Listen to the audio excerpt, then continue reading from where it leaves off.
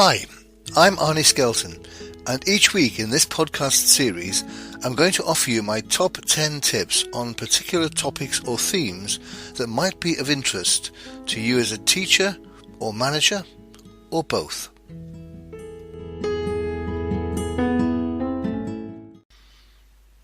Hi, and welcome to this week's podcast, which is on the topic of report writing. And I've chosen this one because I realise that for many of you, as a lecturer or perhaps advising your students, or as a manager, writing yourself or advising someone else in your team to write a report, this is something that is still mainstream for many people, having to write reports. So I thought I'd offer you my top 10 tips on how to go about writing an effective and sensible and time-efficient report. So, here we go. Tip number 1. Clarify the brief. Be clear about what it is that either you are writing or that you want somebody else to write. And I'd like to use the 4-panel approach of imagine a window with 4 window panes in it, and each one of these window panes has the word that's relevant in it. And the 4 words are who, why, what, and how. And who stands for who is this report for? And what's critical there is to always have in mind your audience. They're the people who are going to be reading the report, not you. And there's always a temptation to write what you want to write about rather than what they want to hear or read. So always be clear about who your audience is. And it's also worth thinking about 2 types of audience. Your primary audience, the one who is officially going to get the report, and then possibly the secondary audience, the people who will then be passed on the report by your primary audience. So it may go further than just the person you're sending it to. So bear that in mind too. So the first of the briefing issues is who is it for? The second one is why. Why are you writing this? What's the purpose? What's the objective or objectives you want to meet in putting this report together? The third panel is what? What are you going to put in the report? And of course, I've covered this before. It's not really content. We tend to think about the content of a report, but it's really about messages. What key messages do you want to get across in the report? And finally, how? Are there any conventions that you have to meet in terms of writing this report? Are there particular layouts or notations, the way the report is numbered? Be mindful of the format you need. And if you don't have a convention to meet, then think about how the page will look, or the pages will look, to the reader. Make it readable. Make it laid out in a way that is easy to read. So how will the report look on the paper, on the page? Okay, so those are the 4 key things to think about in clarifying your brief. Who is it for? Why are you writing it?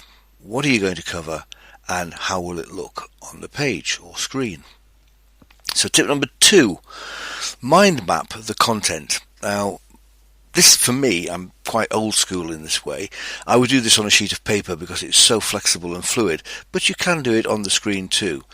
So if you were doing it on a sheet of paper, you simply put the title of the report in the centre of the page, fire off several lines from the centre of the page, from that title, and start thinking about what's going to go into the report. And at the end of each line there'll perhaps be a heading, and then for each heading you perhaps fire off some other lines that actually contain some of the key bullet points or content that you're going to have in that particular report under that heading. If you were doing this on the screen, all you should do then is open a Word document, put in the title, the provisional title perhaps, and then scroll down and put in the first heading that you can think of, and then scroll down again and put in the next heading, and scroll down again and put in the next heading. So what you're trying to get is the first level of the report, which is headings, and then go up and down your scrolled document, jotting down as bullet points key things you want to say under each of those headings.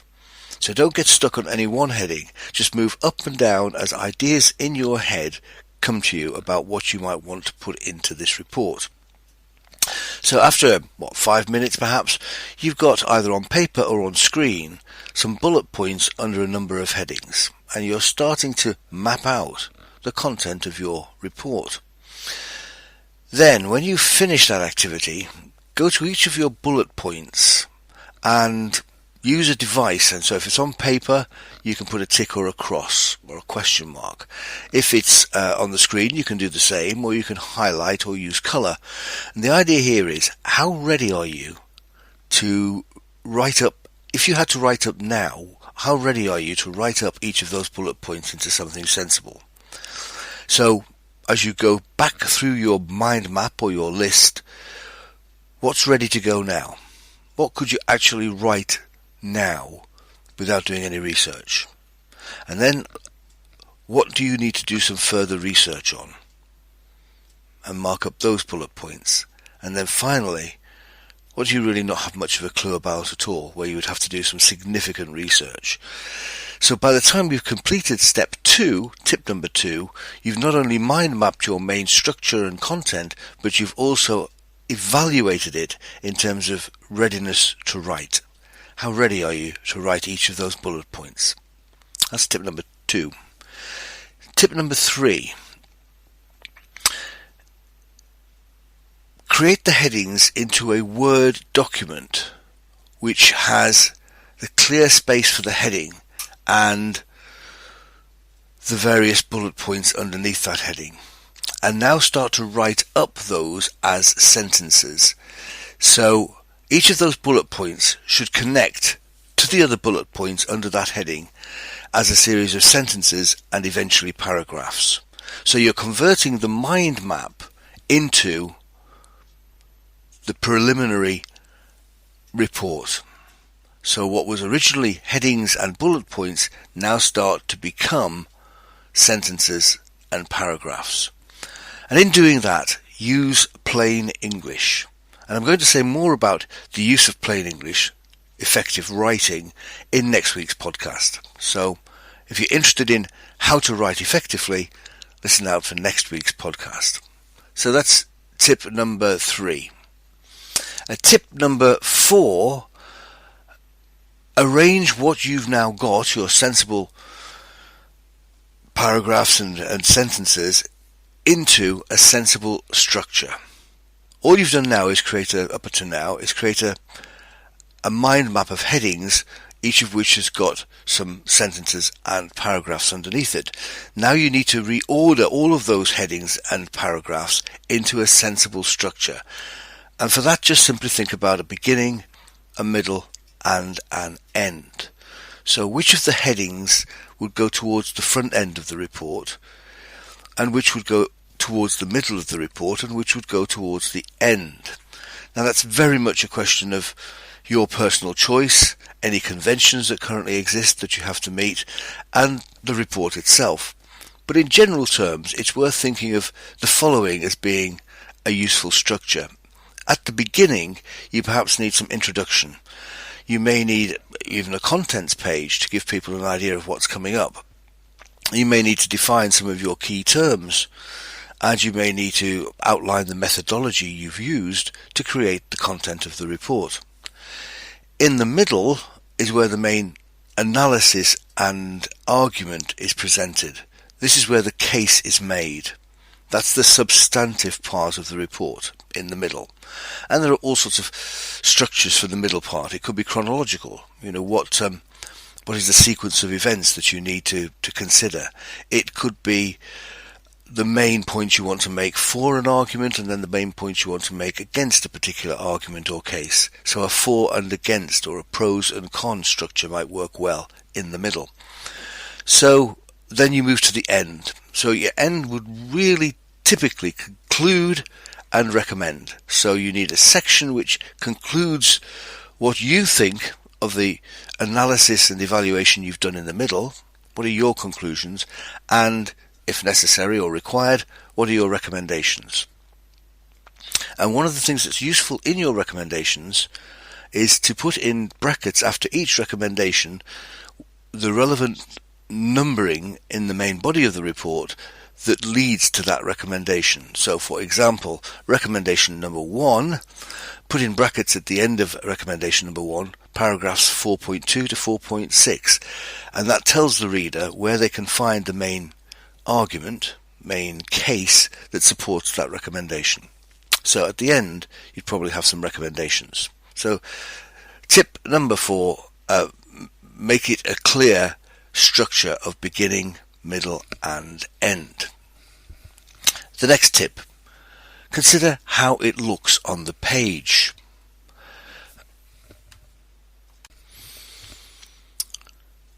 So the visual appeal of a report can be quite important. If you've ever read a report that's just full of text from the top of the page to the bottom with very little spacing, very little breakup of paragraphs or into paragraphs, it looks intimidating, it looks boring, and it looks as though it's going to be turgid and quite a task to read your way through it. So make the thing look appealing on the page. Think about the use of space, how wide your margins are. Maybe you use different font in different places for emphasis. Use of bold for headings, for instance, or to emphasize key points, or to use quotations and put those in italics. And think about using diagrams. Sometimes it's much easier to read a graph than it is to read a whole table full of data. So tip number 6, consider the look of your report, the layout. So tip number 7, your final check, ready to go, GPS. Not the sat-nav system, but grammar, punctuation and spelling. Now this should only be done pretty much towards the end of your report. Don't get distracted in wondering as you're constructing your report whether you spell accommodation with 2 C's and 2 M's or not. Actually you do. Do all that at the end. Once you've created your content and layout and structure and the way the thing looks, then think, have I spelt everything correctly? Have I got my apostrophes in the right place? Does what I've written make sense? So that's the final check. Grammar, punctuation and spelling. Tip number 7. So now you've got your report. You've worked from the initial brief right the way through to grammar, punctuation and spelling. So what next? Well, tip number 8, have someone else read it. Don't rely on spell checker, it's not always accurate, and somebody else reading it will give you a sense of whether it all hangs together really well and makes sense. By that time you're going to be too close to the report, and it's no good spell checking it yourself. Nobody deliberately misspells. So if you've misspelled something, when you check it you'll still think it's how it's spelled. So ask somebody else who is good at spelling and grammar and punctuation to check it, and also to give you a sense of whether it makes sense, it hangs together. So don't be afraid of having somebody else read through. Ideally, somebody who is representative of its target audience. So tip number 8, have someone else read it. And tip number 9, it's really making the case for this structure. If you use this structure, you'll find it's really helpful if you're somebody who is often interrupted. You know how it goes. You're busy writing a report and somebody knocks on the door or the phone rings and you have to answer that interruption. And as you do, when you go back to the report, you've lost the flow. You've lost the thread of what you were saying. Frustrating. In this particular process, if you use this structure that I've outlined, if you're interrupted, you know exactly where you are when you come back. You know you're clarifying the brief. You know you're trying to mind map the content. You know you're dealing with grammar, punctuation and spelling. So it's easier to stay with the report and be interrupted if you do it in this structured way. So that's tip number 9. And tip number 10 follows on from that really. If you use this structure, then you will probably find it more likely that you'll write the report once only. You won't do several drafts because you get each stage right before you move on to the next stage. So if you're somebody who is regularly interrupted and tends to over-elaborate and do several drafts, then this structure might help you. So a quick recap of the top 10 tips. Tip number 1, clarify the brief. Tip number 2, mind map the content. Tip number 3, fill in the headings with sensible content. Tip number 4, write those bullet points into sentences using plain English, more of which next week. Tip number 5, arrange all this content into a sensible report structure, thinking about beginning, middle and end. Tip number 6, consider layout, how the report looks on the page or screen. And tip number 7, check for grammar, punctuation and spelling. And tip number 8 is have somebody else read it. Tip number 9, use this structure if you're someone who is interrupted often. And tip number 10, also use this structure if you tend to do too many drafts and over elaborate. So that's it. That's my top 10 tips on report writing, and I'll move on to using English, plain English effectively in the next podcast. Just to say before I finish that I'm also running a number of open courses in Salford every month, one workshop a month on many of these topics that I cover in the podcast. So if you're interested, then just go to my website, www.etduk.co.uk, and you'll find on the toolbar at the headings the open course list. Click on that and you'll find out what courses I'm running on which days, and send me an email and I'll get back to you with the details, or that's how you can book. So www.etduk.co.uk, and the information you need is all there. So thanks for listening. I hope you found that helpful. Bye for now.